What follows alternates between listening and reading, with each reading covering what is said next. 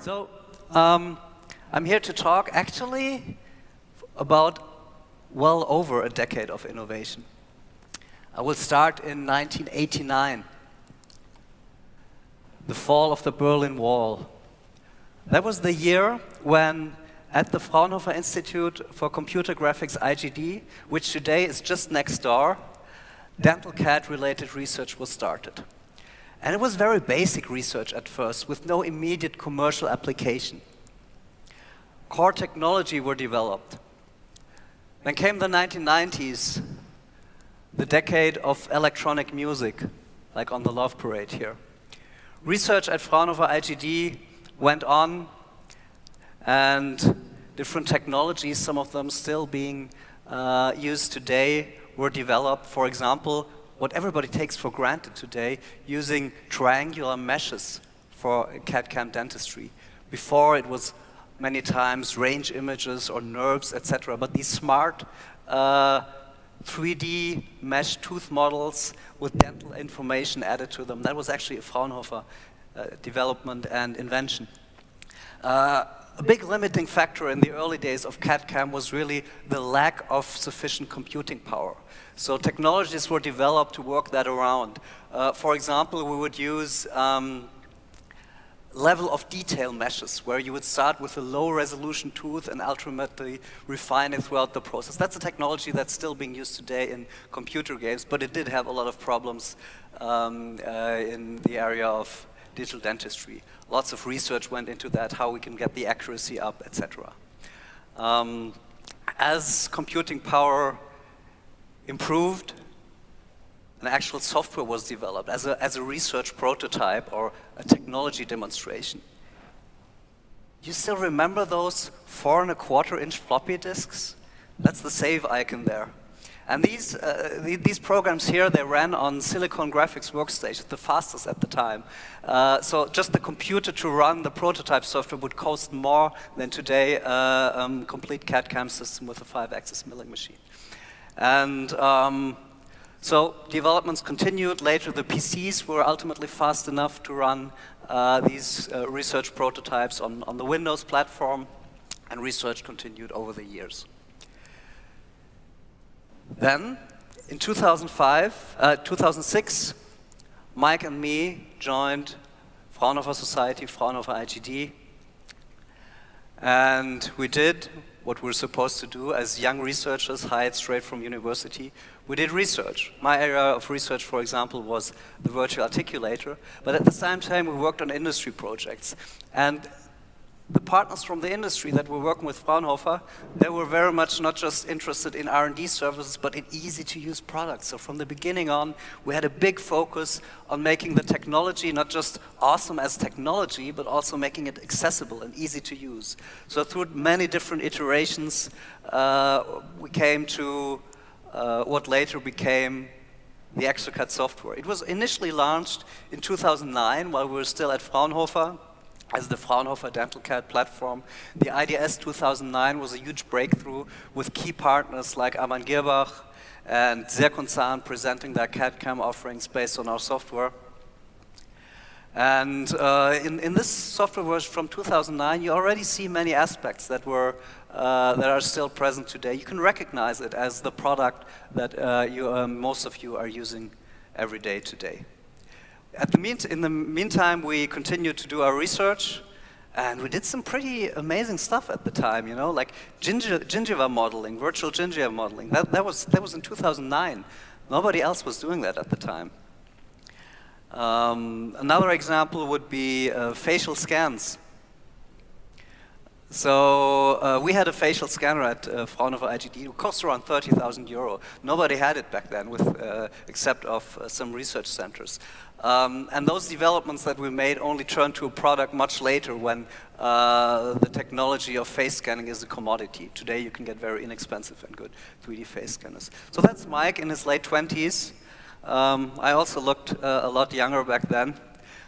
Today we have a very advanced ticket system at exocad where we handle customer requests and bug reports and feature requests, etc. with well over 100,000 tickets today. Well, back then all the summary of feature requests and change desires from customers could fit on a single whiteboard. Times definitely have changed since. Well, then came 2010. That was the year of the volcanic eruption in Iceland. An ash cloud over good parts of Europe brought air traffic to a halt. Many people were stranded at airports. I mean, can you imagine not being able to fly on an airplane for 9 days? Well, for us tough 2020 people, that sounds pretty harmless, but at the time it was a big deal. And for us, Mike and me, of course, the biggest deal was the foundation of exocad. We started with 3 people, Mike and Evgeny and me, and we got a permanent transfer of all the dental CAD technology that had been developed at Fraunhofer by us to exocad. And that was our first product. I still see it sometimes in the lab, the old style user interface. And then we've been innovating ever since under the Fraunhofer name. 2011, the premiere of Game of Thrones. The Japanese earthquake and tsunami. And the foundation of exocad America. I remember our first trade show. So I had actually ordered the parts for the booth online and had them printed in the US, took a rental car from the airport, went to the company that made it and packed the booth into the rental car. It did fit, but only with the top down, but it was Southern California, so it was okay. And that's Larry and me, the president of exocad America, who many of you have also met today or will meet in the coming days. And the next year, the London Olympics. 2012, a lot of things happened. It started with our first exocad exhibition in Brazil and our new headquarters. We started with just the top floor in that building. Then later we rented another floor, and by now we also have 2 floors in the adjacent building. A great place to work. We even have 2 chefs who work for exocad to make sure that we get proper, good food at lunch instead of just take-out fast food. Then 2014, the year Germany won the World Cup and the Sochi Winter Olympics. And exocad Asia was founded. Not just exocad Asia, also exocad Benelux. 2015, the world strikes a deal on climate change. Let's just really hope it gets executed. And our local football club joined the Erste Bundesliga, which is like the German Premier League. That was a really big deal. They had like a fraction of the budget of any other team. And they even remained there for 2 years. And that was the year exocad UK was founded. And the year our new user interface was introduced. Complete revamp of the UI based on Microsoft Modern UI. It looked pretty cool at the time, and I still like it today, but let's admit it, it's beginning to show its sign of age. The first release of the exocad software with the traditional user interface was 2010, then 2005, the new version, so now it's really time for something new. And we'll learn a lot more about that later in the day and tomorrow. 2016, Britain votes to leave the European Union. exocad receives an investment from the Carlyle Group, which becomes majority shareholder. With Carlyle as a shareholder, the company was really transformed from a startup to an international player.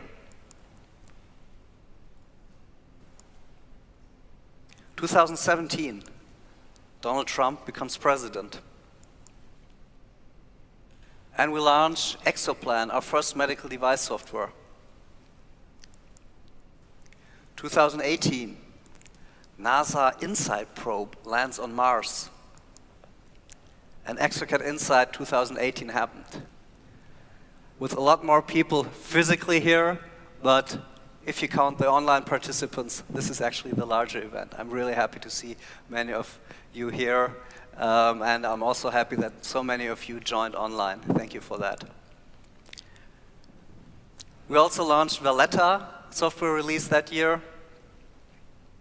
And we launched Chairside CAD, the first version.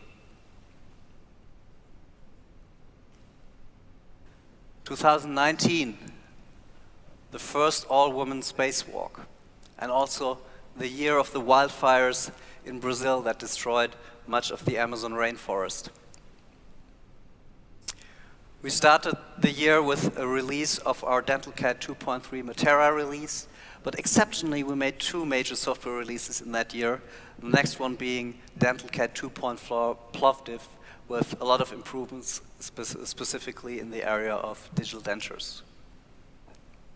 And for the first time, we won the Celerant Best in Class Award for our chairside cut product.